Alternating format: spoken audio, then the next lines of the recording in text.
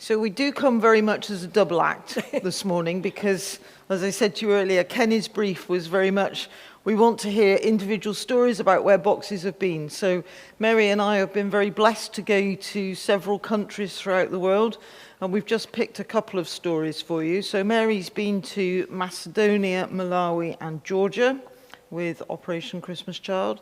I've been to Belarus twice, Namibia and Georgia, and the trip going for 2025 is going to Romania, so offers are open for that at the moment as well. So before we begin that, I'm just going to talk a little bit about, oh, it's good this, I like this, Kenny. Just going to talk a little bit about what happens to the £5 donation cost, because you're probably aware that every box that is produced full of all those lovely things that we've talked about already, we need money to transport those boxes and to move it around the world. And this is what that £5 does. So I don't think this slide is in the right order, so bear with me. The first thing it does is it provides us with the ability to be able to move boxes about in the UK. So you will have boxes here, and Ruth, I couldn't see where you were for a minute, Ruth. Ruth has said to me that your target this year is 100 boxes from you folks, so that's brilliant. And because you're a church collection centre, you're likely to have more than that because your doors will be open for Joe Public to walk in with their box and just drop it off because you're on our website as being a collection centre. So you'll get more than 100 boxes, hopefully.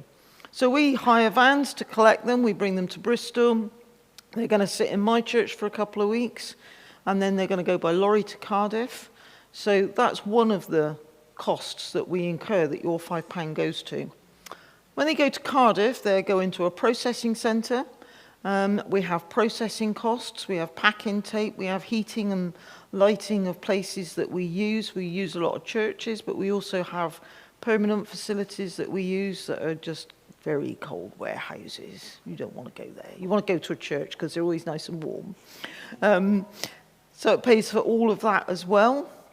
Tea and coffee that we consume in vast quantities whilst processing, as you can imagine. Okay. And then we skip over to when the boxes are received in the countries. So Samaritan's Purse is a charity that only works with Christian partners in countries abroad. So we work with churches. It happens a bit like in reverse. So we collect boxes from churches like yourself, and there are other churches in Bath that do boxes, and other churches all over the country that do boxes. And it works back in the reverse, if you like. So the boxes are only distributed out through churches and the contacts that the local churches have. So we want to train the local churches in how we want them to deliver boxes safely, because trust me, boxes can be delivered sometimes in an unsafe environment. It's a case of we want them to do it the way we want them to do it. So we want them to hear the gospel, because that's a key part of what we're doing. And the children will hear that before they begin to receive their box. So they'll come in for, it might be a school assembly, it might be a Sunday school in church, it might be in a village hall where children have just been invited in. It could be anything. But the key thing is that the first thing that happens is they hear something about the gospel. Thank you, props mistress. And in this book, we have something which is produced that begins with a story of generations, Genesis even, through to Revelations. And there's a little bit on the back that you can't see, and it's very small, on the back of this, so they can use it like this, and they can talk to you about the first picture and say, in the beginning, God created the heavens and the earth. And so it's a really good tool. And we actually produce various sizes of this to huge, and it's printed on the back so they can deliver that material for the children.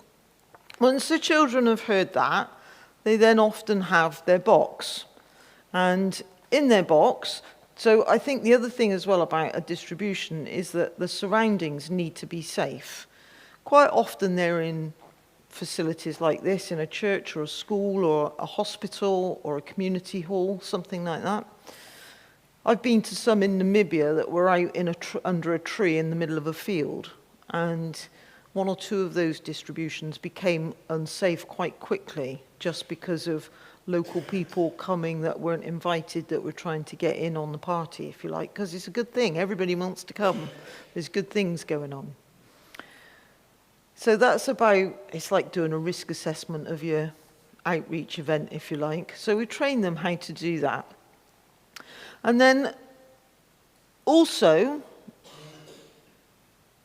that's where that comes in, when they receive a shoebox, quite often, not in every case, but in most cases, they receive a little book called The Greatest Gift. You have to get that round the right way. And The Greatest Gift is just a little selection of Bible stories. And it's always put on top of the box, never in the box. So the boxes are sealed when they're at the processing centre, and they're not opened until the child receives that box in country, wherever it is. So it will always go on the top of the box and given to the child like that. Sometimes they leave them behind. That's fine. We don't run after them and say, you must have this. They leave it behind. That's fine. Sometimes they sit in a corner and they get it out and they start reading it. Sometimes they talk to their friends about it. And nearly always they put it back in their box and take it home with them. It's just not in the right order, this slide, is it? And so obviously we ship to over 100 countries, so your £5 includes that as well to help us do that. And it plays for this beautiful booklet that the ministry partners use called the Ministry Partner Guide. And there is everything in here that the ministry partners need to know. And it will tell you about how to do a safe distribution. It will tell you about the greatest gift. And it will also give you all the lessons for the greatest journey, which we'll talk about in a bit more depth in a minute. We'll leave, this one is precious because I only have two. And they're like gold dust for us. But I'll leave it on the table so you can have a look at it, but please do not take this one away. And you can have a look at it. It's kind of like the Bible of our ministry partners, if that makes sense. Okay, everything they need to know is in this booklet. Your £5 does all of that. And when you think, oh, £5 is quite a lot of money to put in this extra once you've already spent quite a bit of money on your box, if we don't have that £5, it makes all of that really difficult. We'll still do it, but it just makes it that much more of a challenge to be able to fulfill all of those things. So I think a lot of what you're doing is fundraising for £5 and things like that, so that's really good, and thank you for that. But I just wanted to explain to you how important that £5 is that we ask you to put with your box. Mary is going to talk about something else now. Will it play straight away as soon as I go on to the slide? Right, so you need to introduce it first then.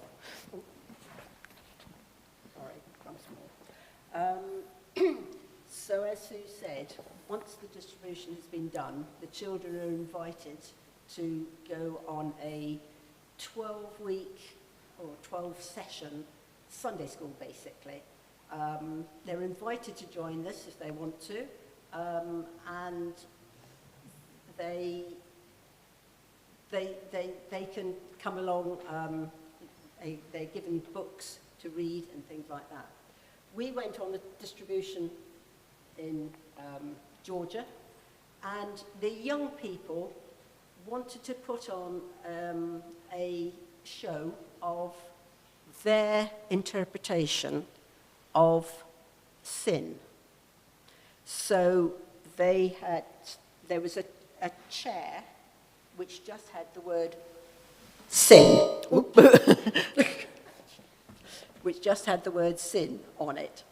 So that is the beginning of this video. So I need to explain that to you because obviously it was in Georgian and you don't see that word. So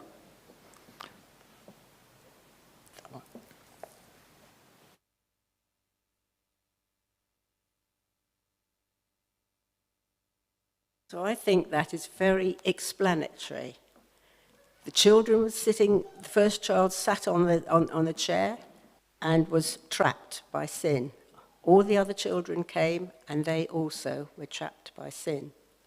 One other child came along and this was the book that she was showing, which is part of the lesson that they were doing. And once they showed that, once they saw it and took it on, they were forgiven. And the word on the back of that chair was forgiveness.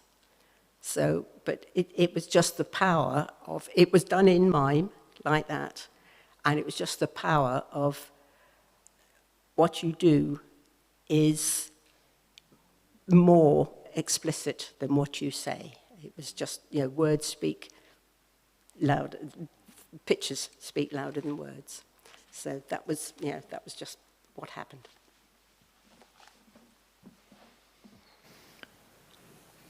This is a story from Namibia, and this young man is called Elvis. And one of the things I don't know if you've seen the cartons that we send here when the boxes are packed up. So they're about this sort of size.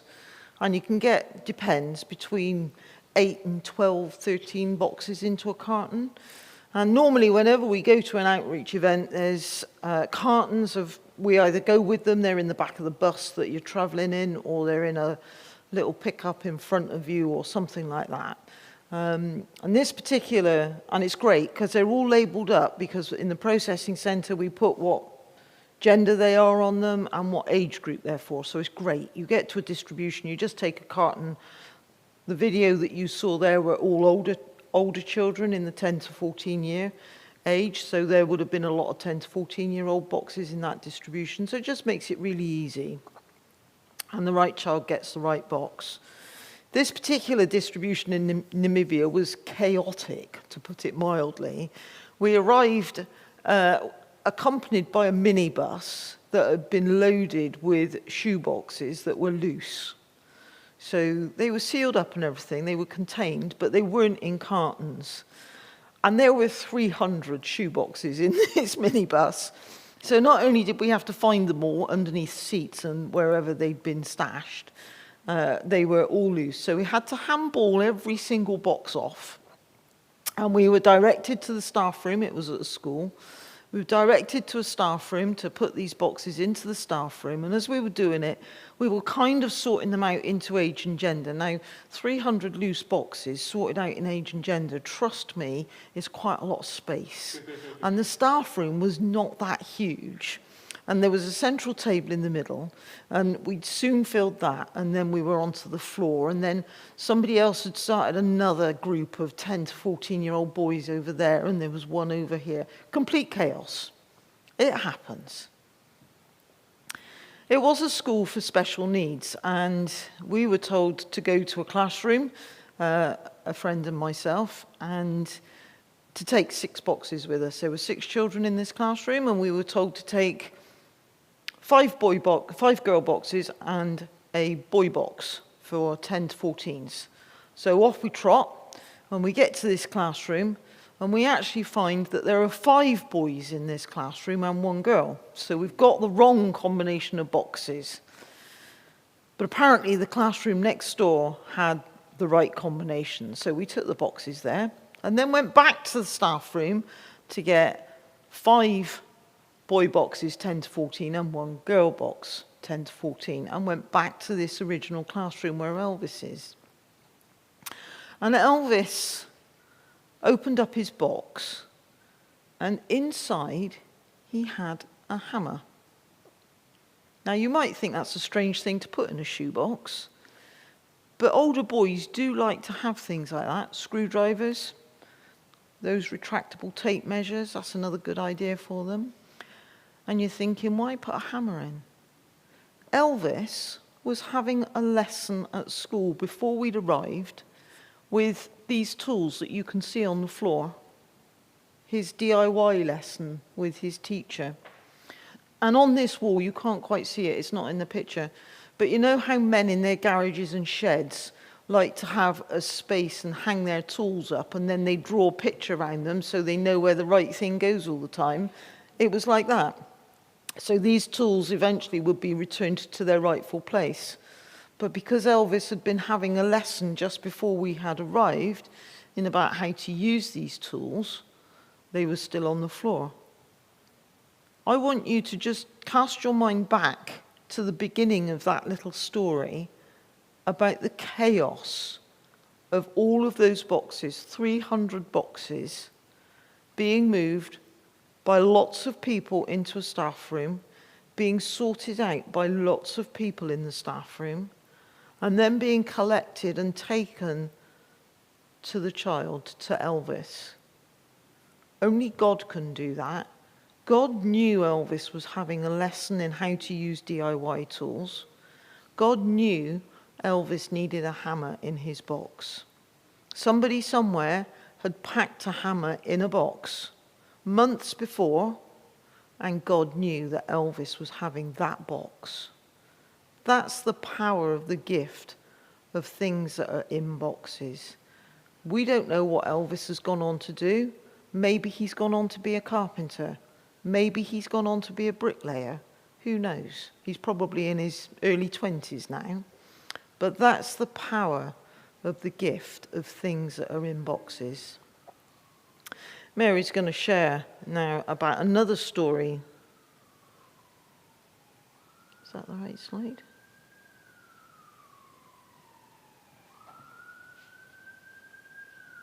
I think there's a slide missing there. Yeah, there's a slide missing. We'll keep it on Elvis for a minute, but Mary will talk to this one anyway. As we said, there's all sorts of things in the shoe boxes, and we are very grateful for everything that goes in. I was in Malawi, and we had gone around to various organisations. We went to, and this one we went to a school right out in the distance. We went on a really, really rutted road and wondered where we were going. But it was a lovely school. The children there were, they were living on site. It was almost like an orphanage. They were living on site. And they were having a lesson of the greatest journey. And in this, their lesson book, there's various, thank you, there's various parts there where they can colour in, and I can find it, I'm sure it's there we go. There's various books, places there where they can colour in when they're learning, because they learn Bible verses, they have the lesson there, and then it's just like a Sunday school, and they do their colouring in. And I managed to see, it's a pity you can't see that photo, a child actually using the pencils that they had received in their shoebox. So every gift that you give really is appreciated in some way.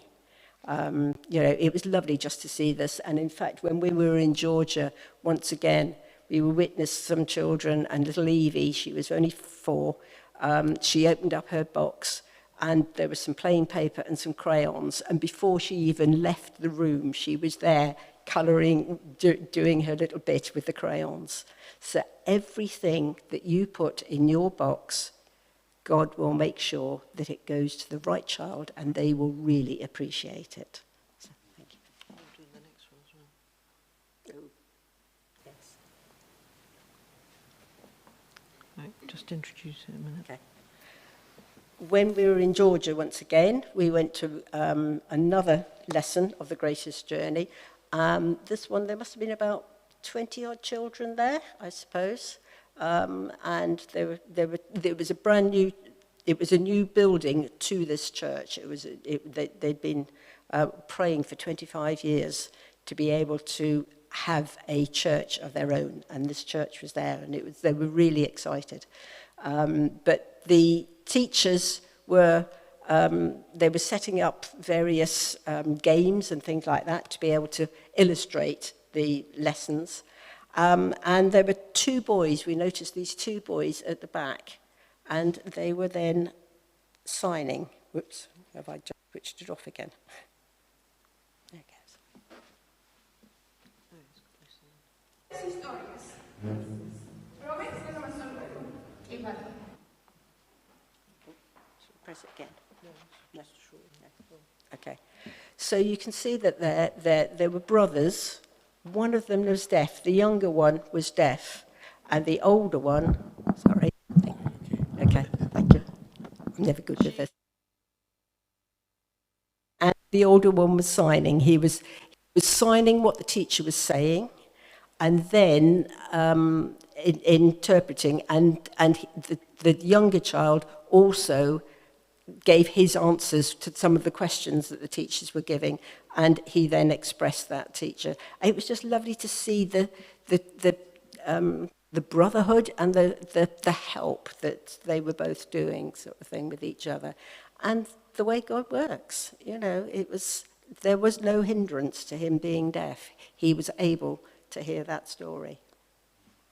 In fact, in that particular church as well, they have very much a ministry to deaf children. There are quite a few deaf children in their area, and they have half a dozen or so children who are deaf who they minister to in that area. And it was a real privilege to see that and to witness that. But part of that, the greatest journey, their teachers were these two people, Honor and Tika.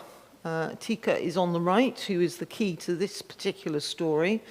They were full of energy, these two people. And the minute you walked into the room, the children were so engaged with what they were going to be doing in their lesson of the greatest journey. And they had so much energy. And there was lots of dialogue between them and the children. We didn't understand a word, obviously, because it was all in Georgian. But lots of dialogue between them and the children. There was lots of laughter, there was lots of smiles, and it was a really good place to be. And afterwards we spoke to them, and Tika said when she was a child she'd received a box. She just received a shoebox like you do here, and she received with it the greatest gift. I've got that in my hand. She received with it the greatest gift. She'd had the opportunity afterwards to go on and do the greatest journey. And in that process, she came to Jesus. She made her own commitment to come to Jesus. And here she is, teaching these children the greatest journey and the way that she found Jesus for herself. She had something in her box that was important to her, that was a pen, and it had a duck on the top of it. She's kept that pen. She still has it. It doesn't work as a pen, but she still has the pen because it's so important to her and about her journey of coming to faith. The greatest journey is funded separately, and I'm only going to tell you this because you just need to know, really. It costs £5 to fund the greatest journey. And it's always by invitation. The children have to have their parent or guardian's permission to do the greatest journey. But it's such a resource for them. So many children come to Jesus. 1 in 4 children that receive a shoebox will make a commitment for Jesus through receiving that. So out of your 100 boxes, there will be 20 children that will commit to Jesus through the material that we're using and producing and enabling them to use. That's an amazing figure. That's an amazing number of children finding Jesus in a year. But it doesn't stop there, because they go home and they share the good news with their families and the people they live with. They share it with their friends. And so more people are coming to Jesus through their witness. Mary's doing... Oh. Yes, you again. Go on then. So this next bit needs a bit of explanation on my behalf, really, more than your behalf. Yeah. There are times when we have some fun on distribution. We have lots of fun on distributions, don't get me wrong. We have lots of fun looking at children opening boxes and engaging with them and playing with the things that they have in their boxes.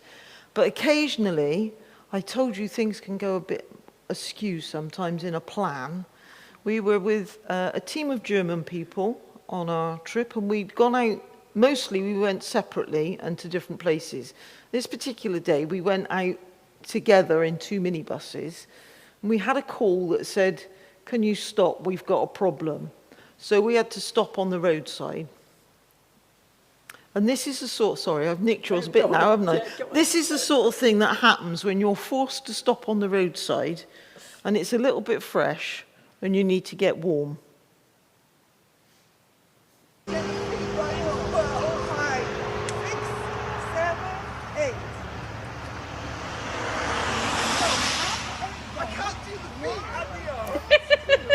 You got it! Don't move the fingers. So just up and down. Like a wave. Like a wave. Then look at them and clap. Go back and move your shoulders. Give it a shot. Can we do that really slow?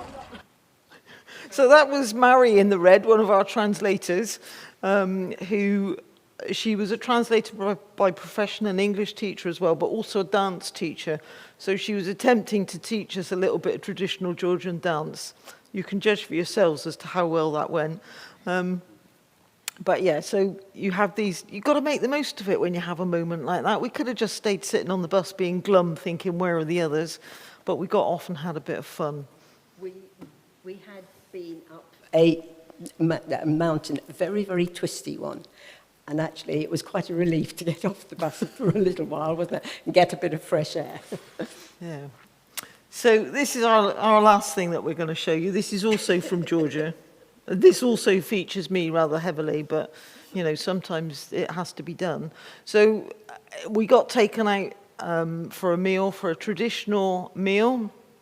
And they make these, they're kind of like dumplings. Now, in my imagination, they're kind of a circle of pastry, which is then filled with meat and a bit of a juice, a broth.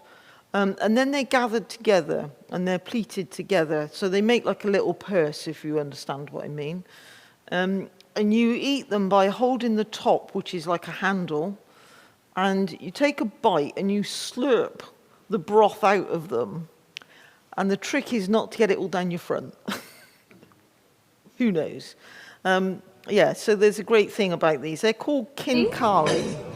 And this is attempting to eat one without getting in a mess. Now we are testing my students. There's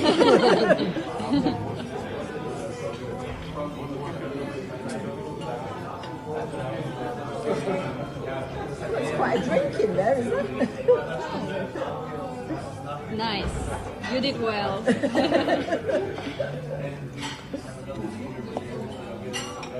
Oh, Ben's gone for another one. Oh, you're good. I thought it was supposed to be her.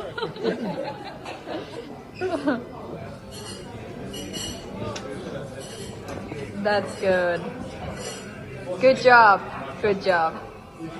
Now, Phil, you need to wave the handle as a trophy. Yeah, just a handle. Good job. So there's a bit of a thing about how many you can eat. So Ben sitting next to me, he was flagging a bit. So it's important, though, that when you're on distribution trips, that you have that moment of fun and engagement with each other, because you spend a lot of time together on a vision trip like that, and you need to be friends.